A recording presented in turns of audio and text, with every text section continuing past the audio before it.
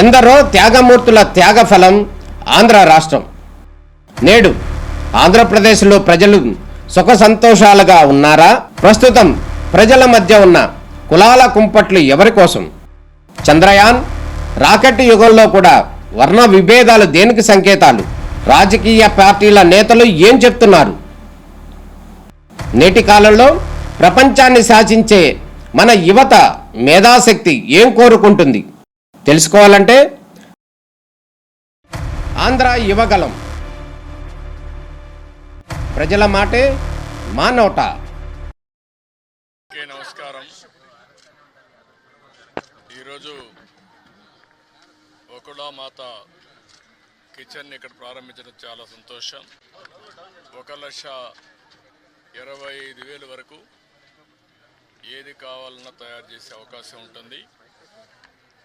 ఒక అర్ధ గంటలోనే ఒక్కొక్క ఐటెంను బట్టి తయారవుతాయి.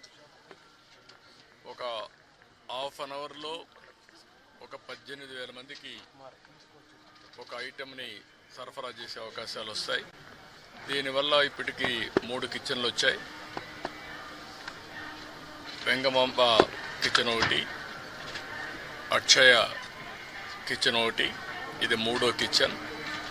ఈ 3 వల్ల 33 లక్షల మందికి ఏ టైంలో కావాలన్నా వంట చేసే పరిస్థితి వస్తుంది.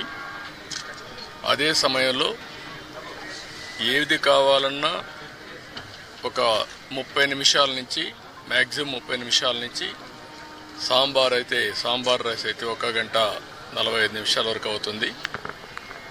దీనివల్ల క్వాలిటీ బాగా పెరిగే అవకాశం ఉంటుంది.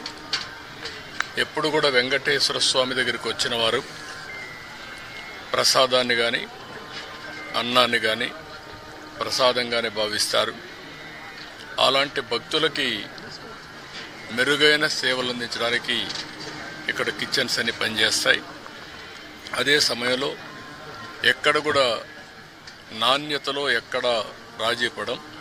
ఎక్కడైతే ముడి సరుకులు కావాల్సినటువంటి మనం ప్రొక్యూర్మెంట్ నుంచి అన్ని జాగ్రత్తలు తీసుకుంటున్నాం. ల్యాబొరేటరీస్ అన్నీ పెడతాం. ఆ ల్యాబొరేటరీస్లో అన్నీ టెస్ట్ అవుతాయి, అన్నీ రికార్డ్ చేసుకుంటారు. అదే సమయంలో ఇక్కడ ప్రాసెస్ కూడా one of the best recipe. Venkateswara Swamy దగ్గరుండే లడ్డు ప్రపంచంలో ఎక్కడ కూడా ఎవరు కూడా రిప్లికేట్ చేయలేకపోయారు, తయారు చేయలేకపోయారు. దానికంటూ ఒక పేటెంట్ కూడా ఉంది. చాలామంది ప్రయత్నం చేసి కూడా ఫెయిల్ అయ్యారు.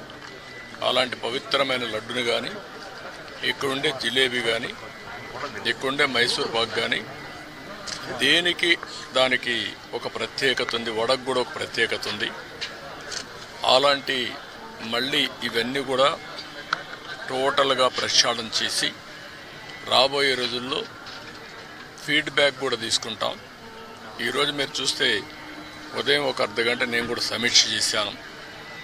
నా సమీక్షలో ఒకప్పుడు ఏవైతే పగడ్బందీగా చేయడానికి మొత్తం గ్రీన్ కవర్ అయితే ఇప్పుడు 72%కి వచ్చాం. డీప్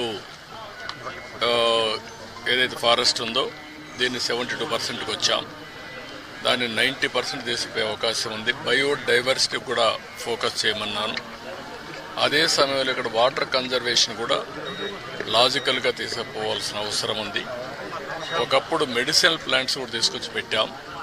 ఇవన్నీ కూడా ఎందుకంటే ఒక పక్క బయోడైవర్సిటీ ఒకటి, రెండోది ప్రశాంతమైన వాతావరణాన్ని క్రియేట్ చేయడానికి అనుకూలమైన వాతావరణం చేయాలని చెప్పి ఉద్దేశంతో ముందుకు పోయాం.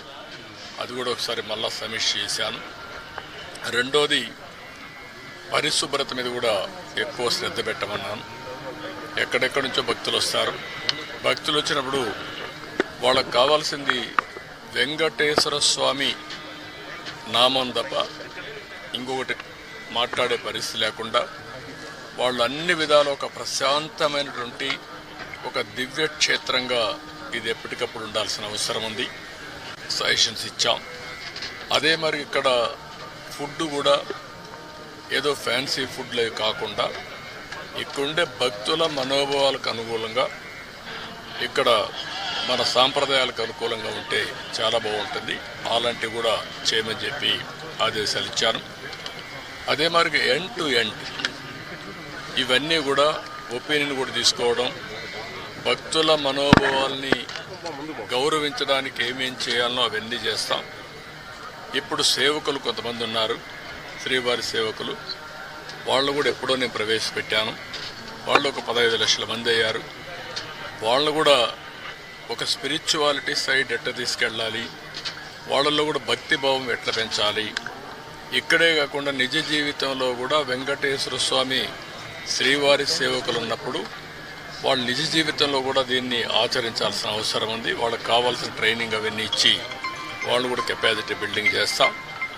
అదే మరి ఎక్కడికక్కడ సమాచారాన్ని కూడా తీసుకొని ఒక విధంగా చెప్పాలంటే మళ్ళీ వెంకటేశ్వర స్వామికి పూర్వ వైభవం వచ్చే విధంగా, అదే కాకుండా ఎప్పటికీ ఇది ఒక దివ్య క్షేత్రంగా, పవిత్రమైన క్షేత్రంగా తయారు చేయడానికి ఏమేం చేయాలో అన్ని చర్యలు తీసుకోమని చెప్పి మేనేజ్మెంట్కి గవర్నమెంట్ తరఫున కూడా ఆదేశాలు ఇచ్చాం.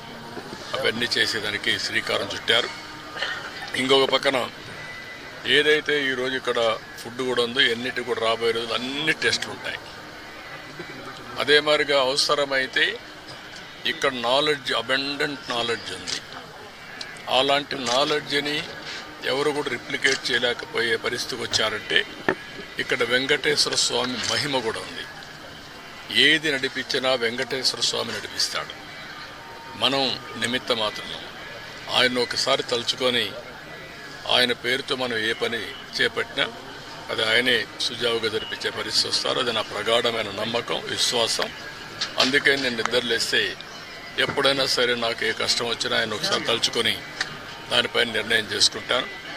ఆ నిర్ణయం ఎప్పుడు కూడా నేను తప్పు చేయకుండా ముందుకు పోయేదానికి ఉపయోగపడతా ఉంది. ఇక్కడుండే వాళ్ళు కూడా ప్రతి ఒక్కరూ ఇక్కడ పనిచేసే వాళ్ళు కానీ వచ్చే భక్తులు కానీ పవిత్రమైన భావంతో మీరు ఇక్కడ ఉండాల్సిన అవసరం ఉంది. మీరు పవిత్రంగా ఉండడమే కాకుండా దివ్య క్షేత్రాన్ని పవిత్ర క్షేత్రంగా శాశ్వతంగా ఉండాలంటే భక్తుల్లో ఆ భావన రావాలి, మేనేజ్మెంట్లో భావన రావాలి, శ్రీవారి సేవకుల్లో భావన రావాలి. అందరం కలిసి మళ్ళీ దీన్ని ప్రపంచంలో ఉండే హిందువుల మనోభావాలకు